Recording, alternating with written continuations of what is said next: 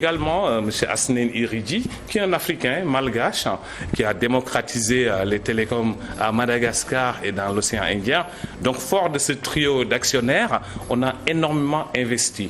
Ils ont vraiment cru en nous, ils ont massivement investi pour nous permettre d'avoir un meilleur outil technologique qui soit. Alors, qui détient le maximum de parts dans ce consortium? Mais vous savez bien, en fait, qu'il n'est pas très indiqué de dire quelle est la part de chaque actionnaire. C'est Xavier Niel, c'est Free. Pourquoi il est mis au devant? Qui ça? Free de Xavier Niel? Non, Free en fait, et nous, c'est une licence de marque. Il faut vraiment faire la distinction entre la marque et M. Xavier Niel. Il y a Telium, il y a le Malgache Action, il y a Free. Ouais. Pourquoi Free? Pourquoi Free est mis au devant? Alors pourquoi? C'est parce qu'il détient le maximum de parts? Pas du tout. Pas du tout. En fait, on aurait pu prendre une autre marque, mais Free.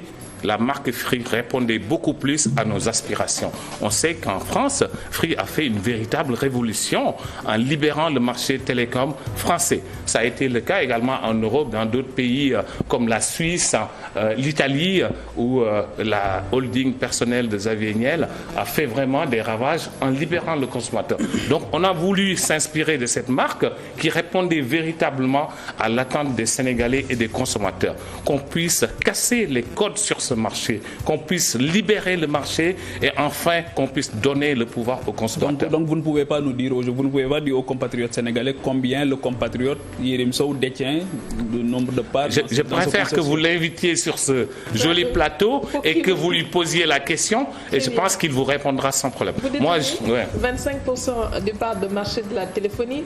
On a en face de vous le big boss de la téléphonie, si on peut le dire ainsi, Orange qui détient 53% des parts de marché. Comment comptez-vous vous y prendre pour renverser cette tendance?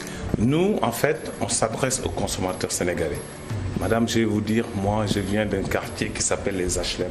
Et je vois chaque jour des jeunes qui cherchent à avoir 1000 francs pour avoir une connexion qui dure même pas une journée. Nous, on vient pour libérer ce consommateur-là en lui disant on veut vous apporter les meilleurs services, mais au juste prix. C'est pas normal en fait. Vous faites pas du dumping? Vous faites non, pas? Jamais de la vie. Vous savez, vous m'avez parlé d'hommes d'affaires qui cherchent également à investir et à rentabiliser ces investissements. On fait le dumping pour une stratégie de pénétration. Pas du tout. On a un régulateur qui regarde. Mais d'ailleurs, Free est réputé faire du dumping. Je ne sais pas si c'est l'entente qui a été faite avec ARTP, je ne sais pas. Non, jamais de la vie. Vous savez en fait que le marché français est très régulé. On n'admettra jamais que Free fasse du dumping. D'ailleurs, la preuve, Free à sa naissance, a été fortement accompagné par les autres opérateurs qui sont en France. Il n'est nullement question de dumping. Vous savez, c'est une question de philosophie. On peut avoir une philosophie qui est très simple, en se disant, moi, je suis là, pas pour faire des profits, je suis là juste pour apporter l'innovation technologique, les usages digitaux au juste prix. C'est ça la philosophie de Free. Et c'est pourquoi on a adopté cette marque, parce qu'on veut créer une véritable rupture sur ce marché sénégalais.